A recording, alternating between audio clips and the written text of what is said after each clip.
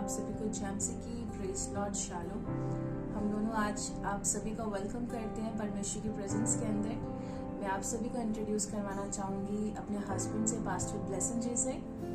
तो हम सभी आप सबका वेलकम करते हैं परमेश्वर की महान जिंदा प्रेजेंस के अंदर, जिस प्रेजेंस के अंदर आकर आप कभी भी सेम नहीं रहते हैं। हालेलुया।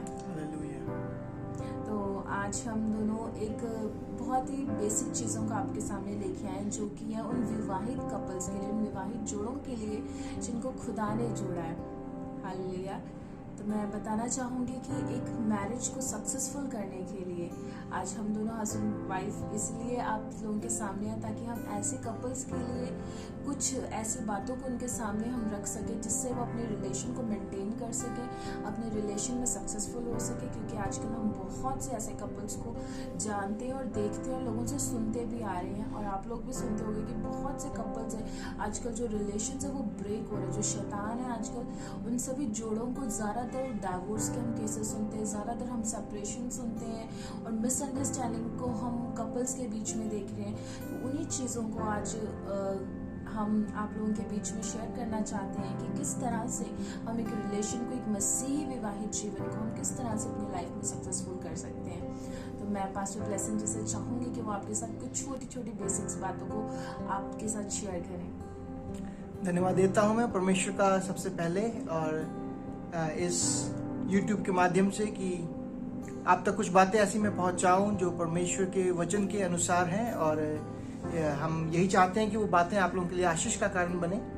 तो कुछ ऐसी बातें जो हम as a couple, as a husband wife मैं कहूँगा कि हम देना चाहते हैं ऐसे लोगों को जो परमेश्वर की ओर से, जिन्हें परमेश्वर ने जोड़ा है, कि एक मैरिज लाइफ के अंदर क्या क्या इंपॉर्टेंट चीज़ें हैं जो होनी ज़रूरी। हो सकता है आप में से बहुत से लोग ऐसे हों जो कुछ ऐसी प्रॉब्लम्स में से जा रहे हैं, उन बातें जिनके बारे में हम बात करना चाह रहे हैं वो उनकी लाइफ से कनेक्ट हों। तो सबसे पहली चीज़ जो हम चाहते हैं कि हमारी लाइफ के अंदर होनी चाहिए वो ये है कि हम लोग, हमारे बीच में जो कपल्स हैं उनके बीच में एक ईमानदारी है, जिसे हम लॉयल्टी कहते हैं, वो होनी बहुत ज़रूरी है। क्योंकि अगर हम लॉयल हैं एक दूसरे के प्रति, है ना, हर चीज़ को लेकर, हर एरिया में, हर क्षेत्र में, तो सच में उस मैरिज के अंदर परमेश्वर की आशीष होगी। और आपस में लॉयल होने से भी ज़्यादा मैं ये कहूँगा कि सबसे ज़्यादा अगर हम पहला स्थान परमेश्वर को दें, परमेश्वर के प्रति अगर हम लॉयल होंगे तो सच में जो लॉयल्टी है वो हमारी लाइफ में काम करेगी और हमारी लाइफ से दूसरे लोग भी आशीष पाएंगे। और इसी के साथ कुछ और बातों को भी हम आपके सामने रखेंगे। जैसे कि पास्टर ने बताया कि पहले हमारी लाइफ में इम्पॉर्टेंट है लॉयल्टी। एक कपल को एक दूसरे के साथ लॉयल होना बहुत ज़रूरी है, और उससे पहले ज़रूरी है कि वो परमेश्वर के साथ लॉयल हो। हालेलुया। तो दूसरा जो हम बताना चाहेंगे वो ये है कि कपल्स को आपस में बहुत ट्रांसपेरेंट होना चाहिए। एक ट्रांसपेरेंसी एक कपल के बीच में, विवाहित जोड़े के बीच में बहुत ज़रूरी है। आजकल हम देखते हैं कि बहुत सी ऐसी चीज़ें हैं हमारी लाइफ के अंदर, आजकल के टाइम पे ऐसी बहुत सी बातें होती हैं जो कई बार हम क्या करते हैं, अपने पार्टनर से छिपा लेते हैं। हो सकता है कि आप जॉब करते हैं, आपके ऑफिस में कुछ ऐसी बातें हों, हो सकता है कि घर में रहते हुए आपकी कुछ ऐसी बातें हों, फाइनेंशियल लेवल के ऊपर कुछ ऐसी बातें हों, किसी भी आपकी पर्सनल लाइफ से जुड़ी कुछ ऐसी बातें हों जो आपके पार्टनर को नहीं पता है। तो मैं इन्हीं बातों को आज हम आप लोगों को बताना चाहेंगे कि एक सक्सेसफुल कपल होने के लिए ट्रांसपेरेंट हुए, आपस में एक ट्रांसपेरेंसी को रखें कि जिस तरह से आप परमेश्वर के साथ ट्रांसपेरेंट है, परमेश्वर आपको जानता है, आपकी कोई भी बात उससे छिपी नहीं है, कुछ भी आप उससे छिपा नहीं सकते हो। उसी तरह से आपको अपने हस्बैंड के अधीन रहना है, एक हस्बैंड को अपनी वाइफ को अंडरस्टैंड करना है। इसका मतलब ये नहीं है कि ट्रांसपेरेंट होने का, यदि आपको उसकी कोई बात पता चल गई तो आप उसको हमेशा उसे टीज करें या उसे इस चीज़ का हमेशा सुनाते रहें। कोई भी हमारी छोटी मोटी नोक-झोंक हो तो आ जाके वो टॉपिक क्या वो आ गया है, इसलिए नहीं ट्रांसपेरेंसी हमें चाहिए। हमें ट्रांसपेरेंसी चाहिए ताकि हमारा ट्रस्ट एक दूसरे पे पड़े, ये रिलेशन है, ये रिलेशन लॉन्ग टर्म चल सके।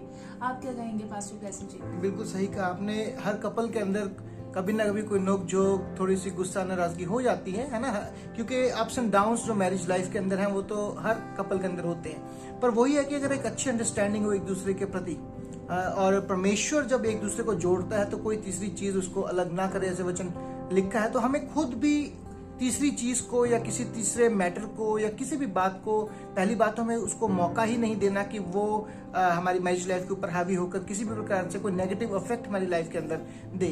तो जैसे ट्रांसपेरेंसी की बात हो रही है, बहुत अच्छे से समझाया है, फाइनेंसिस के अंदर, हमारे हर चीज के अंदर, हर क्षेत्र को लेकर हमें एक दूसरे के प्रति ट्रांसपेरेंट होना। और ट्रांसपेरेंसी के साथ ही हमारी जो तीसरी चीज है वो आएगी, वो है ट्रस्ट।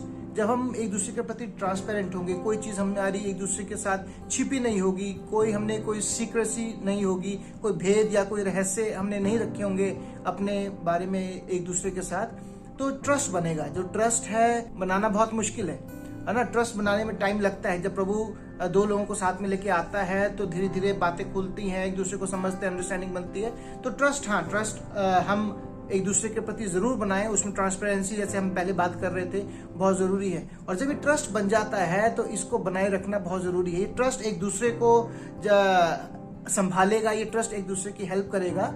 और किसी भी तरह से अगर ये ट्रस्ट टूटता है तो उसको दोबारा बनाना बहुत मुश्किल हो जाता है। इसलिए कभी भी इस ट्रस्ट को टूटने ना दें और एक दूसरे के प्रति ट्रस्टवर्दी रहें, मैं ये कहूँगा। और यही हम बताना चाहेंगे कि जब एक कपल इस तरह रहता है तो उनको क्या करना है, आपस के अंदर एक दूसरे के साथ ही सभी चीज़ों को कोशिश करें कि आप सभी बातों को आपस में ही सॉर्ट आउट करें। यदि आपको कोई प्रॉब्लम है, आपके पार्टनर को कोई प्रॉब्लम, चाहे वो कोई भी हो, चाहे आप हस्बैंड है, चाहे वो कोई वाइफ है, अगर आप दोनों के बीच में कोई इश्यू है, कोई प्रॉब्लम है, तो कोशिश करें कि आप उसे प्रार्थना के द्वारा सुलझाएं, आपस में बात करके सुलझाएं, इसके बजाय कि आप किसी तीसरे की एंट्री उस रिलेशन में लेके आए, उस इश्यू को आप किसी तीसरे व्यक्ति के तक पहुंचा सकें। क्योंकि मैं आप लोगों को बताना चाहूंगी कि बहुत कम लोग हैं जो आपको राइट गाइड करेंगे।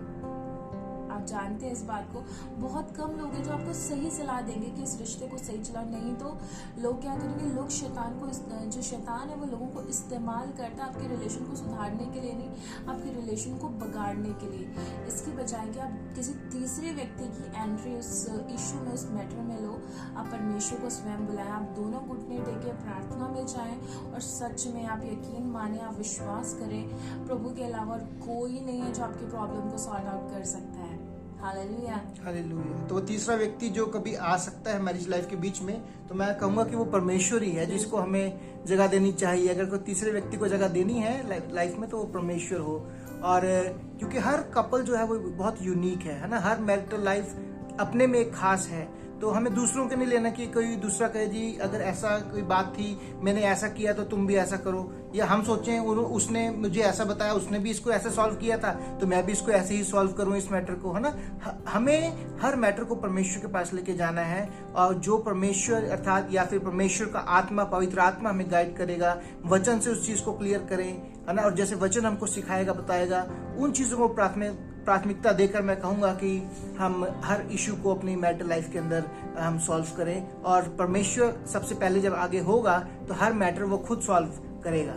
यस, तो आज हम इन्हीं कुछ बेसिक चीज़ों को आप लोगों के बीच में लेके आए थे। आज हम दोनों का एक साथ आने का मकसद यही था कि परमेश्वर हमारे द्वारा उन कपल्स को ब्लेस करे, उनकी प्रॉब्लम्स को सॉल्व करे जो इन सेंसलेस चीज़ों के पीछे अपने रिलेशन को बिगाड़ते हैं। शैतान ऐसी नॉनसेंस बातों के साथ उनके रिलेशन को स्पॉइल करने में लगा। हमें खुद समझ नहीं आता, बात छोटी सी होती, लेकिन कई बार हम ऐसी बातों में मिसअंडरस्टैंडिंग्स पैदा कर देते हैं और उस इशू को बड़ा पहाड़ बना देते हैं। तो आप लोगों को बताना चाहूंगी, एक स्पिरिचुअल होते हुए आप लोगों को क्या करना है, आप लोगों को प्रेयर करनी है, आप लोग खुदा के सामने जाएं। हम बार बार इसी बात करते हैं कि खुदा के अलावा और कोई नहीं है जो आपकी प्रॉब्लम को सॉर्ट आउट कर सकता है। आप अपने अगुवे की सहायता ले सकते हैं, वो आपको गाइड कर सकते हैं वचन में से। हो सकता है कि वचन के द्वारा प्रभु आपके इन प्रॉब्लम्स को सॉर्ट आउट करें, लेकिन पर्सनली जब आप सच में खुदा के सामने, प्रभु ने आपको भी अधिकार दिया कि प्रभु ने सिर्फ एक अगुवे को अधिकार नहीं दिया, अगुवा है हमें चलाने के लिए, लेकिन प्रभु चाहता है कि आप स्वयं उसके सामने आए।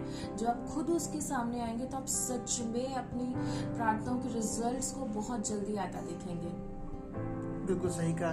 तो मैं चाहूंगा कि हम लास्ट में आपके लिए प्रेयर करें और प्रेयर के साथ हम इस वीडियो को एंड करेंगे, समाप्त करेंगे। धन्यवाद देते हैं पिता परमेश्वर प्रभु जी आज की शाम के लिए, इस वक्त के लिए प्रभु जी जो आपने हमें दिया है प्रभु।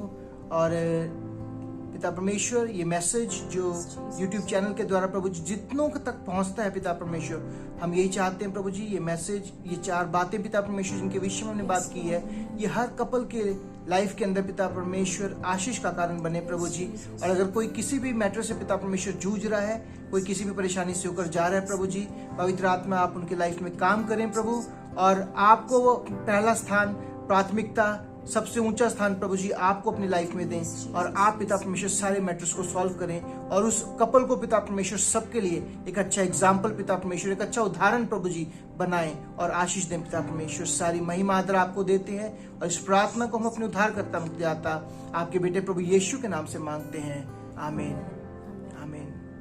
तो हमारा विश्वास है कि आज के इस छोटे से मैसेज के द्वारा प्रभु आप लोगों की लाइफ को ब्लेस करेगा, आप अपनी प्रॉब्लम से आज़ाद होंगे, और आज सच में आपके जो रिलेशंस हैं वो मेंटेन रहेंगे इन जीसस नेम, आमीन। आप सभी को हमारी ओर से जय मसीह की।